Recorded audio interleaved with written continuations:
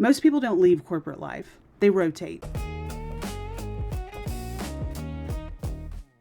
I didn't realize how strange corporate life was until I had just enough distance from it to breathe.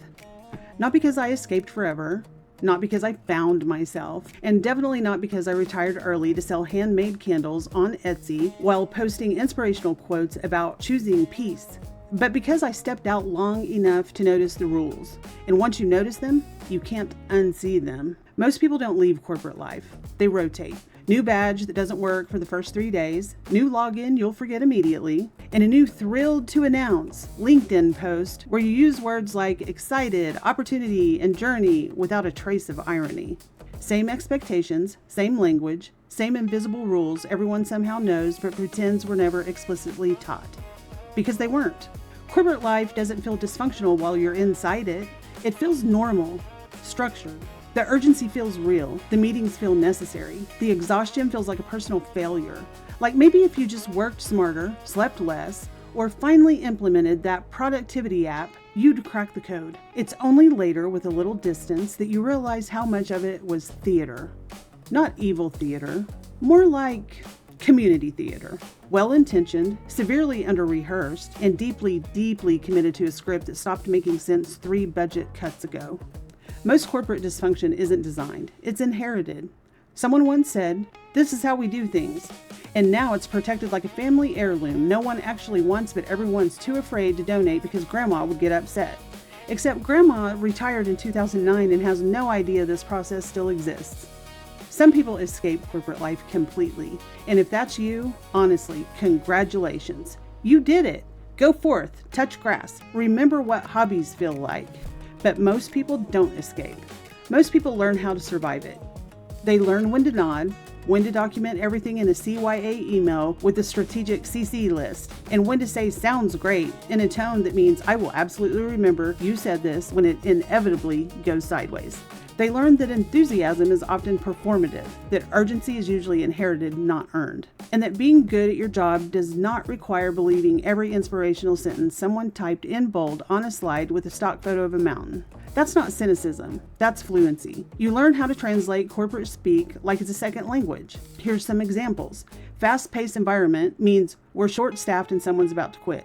Wearing multiple hats means your job description is a lie. High visibility means mistakes will be public, immediate, and probably discussed in a meeting that you're not invited to.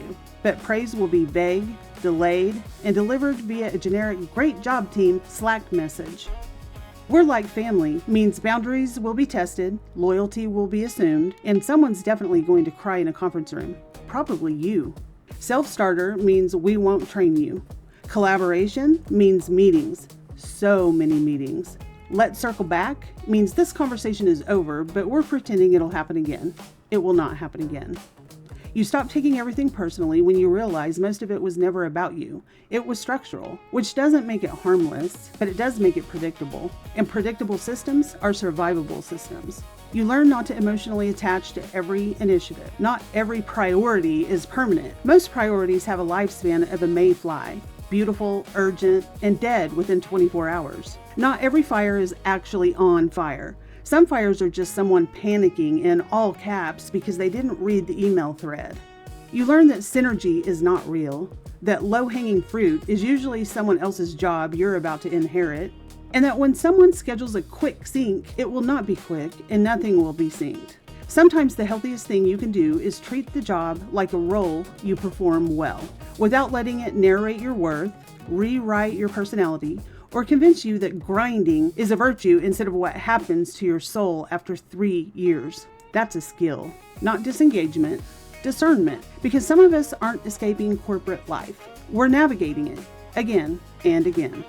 New characters with the same energy, new acronyms that mean the same thing as the old acronyms. New onboarding deck that says innovation 17 times in a font that screams, "We paid a consultant too much for this." And that doesn't make you weak. It makes you experienced. It makes you someone who knows that culture fit is a code, that unlimited PTO is a trap, and that the phrase, "we're all in this together," is usually said right before someone asks you to work the weekend. So if you're still in it, and you know it's a game, here's the truth. You don't have to believe the myths to survive the system. You don't have to internalize every disappointment or assume that if the company's failing, it's somehow your personal responsibility to fix it with sheer willpower and free labor. You don't have to confuse endurance with loyalty. Endurance is showing up. Loyalty is what they want you to call it when they're not paying you enough. And you absolutely do not have to pretend the absurdity isn't there just because you've learned how to work around it. Some people leave, some people stay. Most people adapt. And surviving corporate life isn't about pretending it's normal. It's about seeing it clearly and choosing what you participate in and what you quietly opt out of, like the team building escape room or the 8 a.m. optional yoga session. That clarity isn't bitterness. It's freedom inside the structure. And for a lot of us, that's the version that actually works, at least until the next restructure. Every chapter's got a sound, twisted tales that go around.